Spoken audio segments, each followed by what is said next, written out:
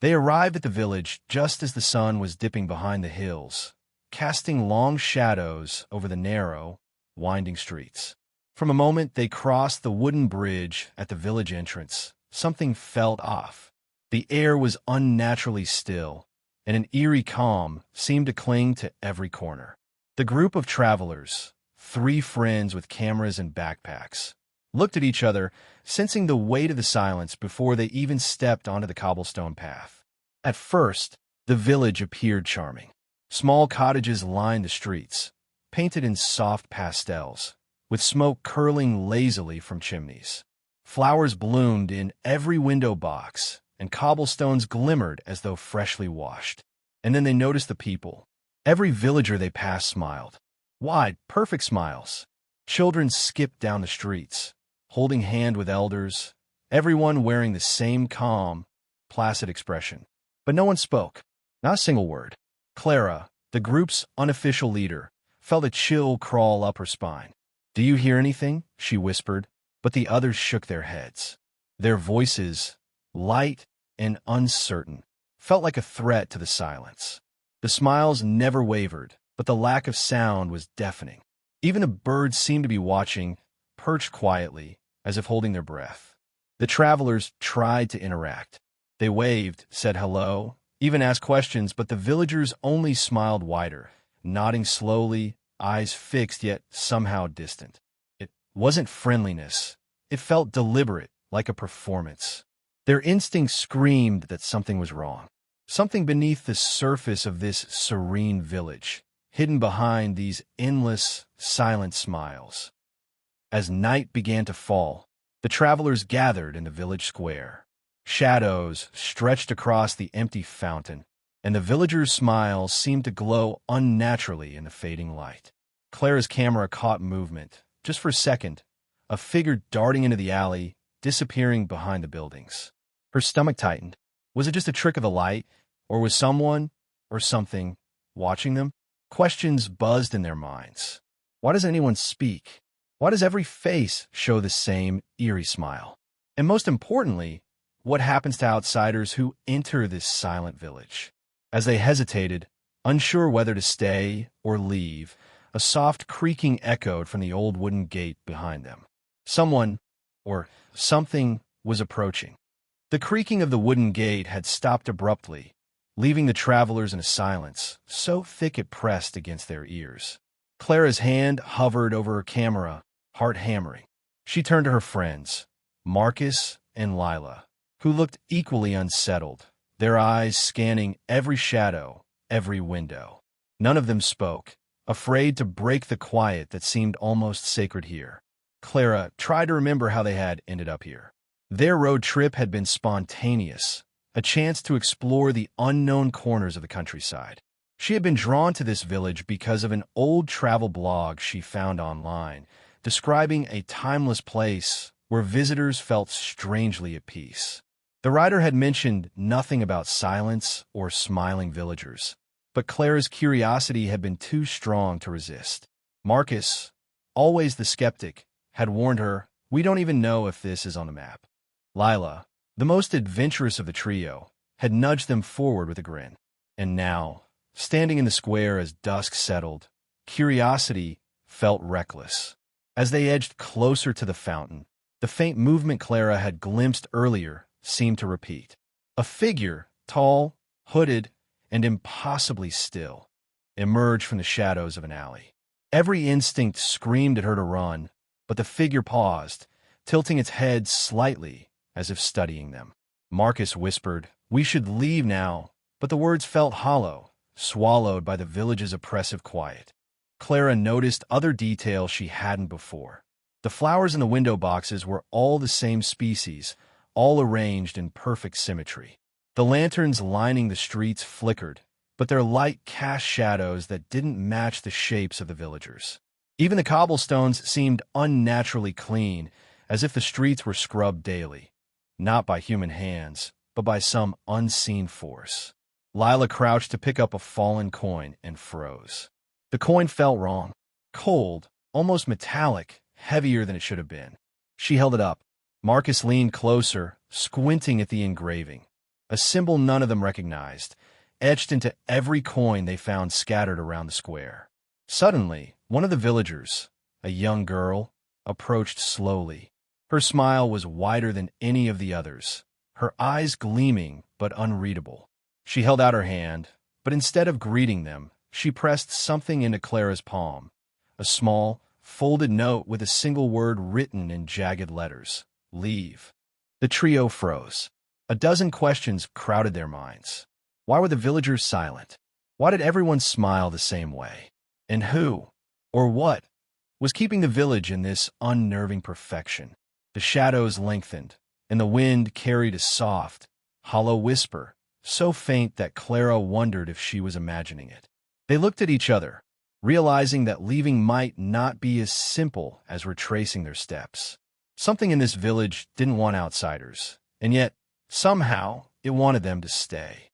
Lila, exploring a narrow lane, noticed the children skipping in perfect formation, their smiles unnaturally synchronized. She crouched to examine the cobblestones beneath them and realized that tiny symbols, like the ones on the coins, were etched into the ground. Her heart raced. Was the village trying to communicate something or warn them? As the three friends moved through their separate paths, the village seemed alive in subtle ways. Doors creaked open without wind. Shadows lingered longer than they should. Faint whispers teased their ears, just at the edge of hearing. Yet no one spoke, no one called out. The unsettling uniformity of smiles persisted, but now Clara began to notice cracks. Micro-expressions of fear, hesitation, even sadness flickering behind the blank grins. By the time they reconvened at the fountain, dusk had deepened into near darkness. Each carried small discoveries, unspoken fears, and questions that now felt impossible to ignore. Clara held the note. Marcus showed the cottage gesture, and Lila traced the cryptic symbols. The tension between them grew, not just with the village but within themselves. Could they trust one another if fear took over? Were their instincts to explore or escape clouded by pride, curiosity, or hubris? As the wind picked up, rustling the lanterns and whispering through the empty streets, the hooded figure emerged again, closer this time, stepping into the faint light. Their identity remained hidden, but the motion was deliberate, almost commanding. The village seemed to hold its collective breath. And in that suspended moment, the trio realized one terrifying truth: leaving might not be a choice at all. Clara unfolded the note again, staring at the jagged word, "Leave."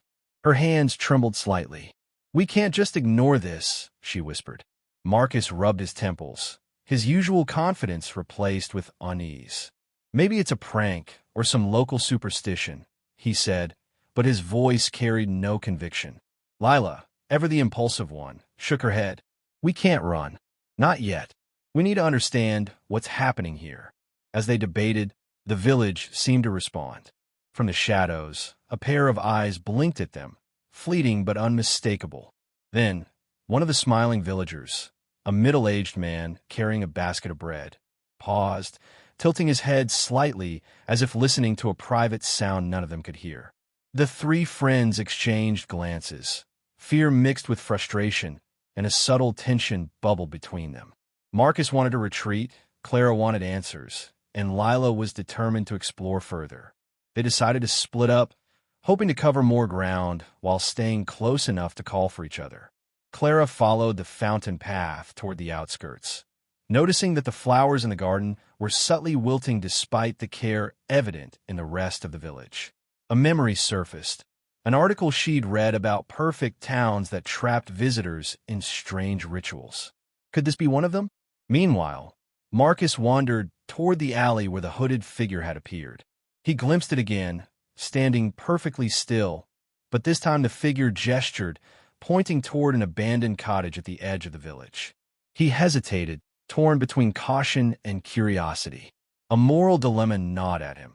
Should he investigate and risk danger, or obey the instinct to leave and protect his friends? The lanterns flickered violently as the wind howled through the narrow streets. Clara clutched the note tightly in her hand, her knuckles white, heart pounding like a drum in her chest. The village had changed since sunset. Shadows stretched unnaturally across the cobblestones, twisting and crawling in ways that didn't match the shapes of the buildings or the villagers. Every smile now seemed sharper, almost menacing, and each passing glance felt like a silent accusation. Marcus stumbled over a loose stone, breaking the fragile rhythm of the village's silence. Heads turned. Smiles widened. The air thickened. Clara grabbed his arm, whispering, "Keep moving. Don't stop." Lila, scanning the rooftops and alleyways, froze. Something was moving above them, something deliberate. A dark shape, slipping silently between shadows, watching, waiting. They made their way toward the abandoned cottage Marcus had glimpsed earlier. Every step felt heavier. The cryptic symbols etched into the cobblestones seemed to pulse faintly under their feet, almost guiding them. Lila crouched to trace one symbol, then jerked her hand back as the air around them seemed to hum. The village wasn't just observing. They were controlling, shaping every moment. Then came the whisper, just a breath, barely audible but unmistakable. Clara froze. "Did you hear that?" she whispered. Marcus shook his head wide-eyed. Lila's grip on her backpack tightened. The whisper came again, now a chorus of voices overlapping in strange, hollow tones. "Leave, stay, leave, stay." It seemed to come from everywhere and nowhere. The wind carried it, threaded through the lanterns, even from the dark windows where the villagers had gathered silently, smiling. Tension rippled between them. Marcus wanted to turn back, run straight to the bridge they had crossed hours ago. Lila's curiosity flared, bordering on obsession. Clara felt the pull of responsibility, needing to understand, to uncover the truth before it was too late. "We can't let fear control us," she muttered, but even she felt doubt creeping in. Could they trust their instincts anymore? The village had already twisted reality in ways they couldn't comprehend. As they reached the edge of the cottage, a door creaked open, slowly, deliberately. Clara's breath caught. The hooded figure from the alley stepped out, emerging fully into the lantern light. The motion was fluid, controlled, almost theatrical. Behind it, the villagers had gathered, their smiles wider than ever, forming a silent, unbroken wall. The trio exchanged a glance, realizing they were completely surrounded. The night air tightened, thick and suffocating. Something ancient and deliberate pulsed through the village, a rhythm that synced with the hammering of their hearts. Clara raised her camera instinctively, but the lens fogged instantly, as if refusing to capture what was happening. The hooded figure raised a hand, slowly, deliberately. The wind stopped. The village seemed to hold its breath. Then a soft, almost playful laugh echoed from the darkness. It was everywhere, nowhere, and it froze them in place. The figure tilted its head, and the edges of the villagers' smiles seemed to curl, sharper, colder. In that instant, the trio realized, whatever rules governed this village, they were about to be tested, and their next move might decide everything. The hooded figure lowered its hand, and the silence shattered, not with screams, but with the sound of laughter. Not just one voice, but dozens. The villagers, still smiling, began to laugh in unison, their voices hollow, mechanical, echoing strangely as though bouncing off unseen walls. Clara felt the sound crawl under her skin, setting her nerves on fire. Then, without warning, Lila stepped forward. Her friends froze. She wasn't trembling. She wasn't afraid. Her face lit with something between recognition and relief. "It's real," she whispered, voice breaking. "I thought I imagined it, but it's real." Clara's stomach dropped. "What are you talking about?" she hissed, pulling at Lila's sleeve, but Lila didn't flinch. Her eyes locked on the hooded figure as if she'd been waiting for this moment her whole life. The hooded figure tilted its head, and then, slowly, lowered the hood. It wasn't a stranger. It was someone they knew, someone they trusted. Clara's camera slipped from her hands, clattering against the stones. Marcus gasped. No, that's not possible. It was Daniel, their old traveling companion, the one who vanished 2 years ago during another trip, without explanation, without a trace. He had been presumed dead. Yet here he was, alive, standing in the middle of this cursed village, his smile just as wide as the villagers. But unlike them, Daniel spoke. His voice was calm, almost soothing. "You never left me," he said. "You only thought you did." Lila's face crumpled as memories rushed back. Half-forgotten conversations, dreams she'd never admitted to anyone, visions of Daniel reaching out to her. "I try to tell you," she whispered. "I felt him. Every night." Clara staggered backward, betrayal burning hot in her chest. "You knew." Her voice cracked with disbelief. Lila didn't answer. She couldn't. The villagers stepped closer, their synchronized movements unnerving. Daniel stretched out a hand, inviting, almost pleading. "You don't understand yet. This place, it isn't a prison. It's a choice. Stay, and you'll never feel pain again. Leave, and you'll never escape what's coming." Marcus's instinct screamed at him to run, but his legs felt rooted. Clara felt torn in two, between dragging her friends back to safety and the terrible truth staring her in the face. Daniel wasn't lying. Something about the village was alive, pulsing, watching, and it wanted them. The air thickened, the laughter fading into a low hum, vibrating through their bones. Clara's heart pounded with the weight of the moment. Betrayal, trust, survival, it all crashed together. And for the first time, she realized the real threat wasn't just the village. It was the choices they were about to make. Clara's chest tightened as Daniel's words echoed in the charged silence. "Stay, and you'll never feel pain again." The villagers pressed closer, their smiles impossibly wide, their footsteps eerily synchronized. It was like watching puppets pulled by invisible strings. Marcus whispered, "He's lying. He has to be lying." But Clara wasn't sure. She remembered the symbols glowing faintly under their feet, the whispers carried on the wind, the way the camera refused to capture the hooded figure. This wasn't just a village. It was something alive, ancient, and hungry. Lila's hand shook as she reached toward Daniel. "We left you once," she whispered. "I won't leave you again." "Lila, no." Clara grabbed her arm, but Lila yanked free. Daniel's smile softened, and for a moment, he looked human again. His eyes shimmered with something like sadness. "It's not about leaving or staying. It's about choosing. You've already chosen by being here." The ground vibrated, a low rumble that rattled the cottages. The villagers raised their arms in unison, their humming growing louder, filling the air until it pressed against the travelers' skulls. Clara's vision blurred. She had seconds to act. She pulled the note from her pocket, the same note she'd found earlier in the abandoned house. Its ink glowed faintly now, words shifting and rearranging into something new. "Only one may walk out. The others belong to us." Her breath caught. That was the truth. That was the price. "Clara!" Marcus shouted as cracks spread across the cobblestones, glowing like molten veins.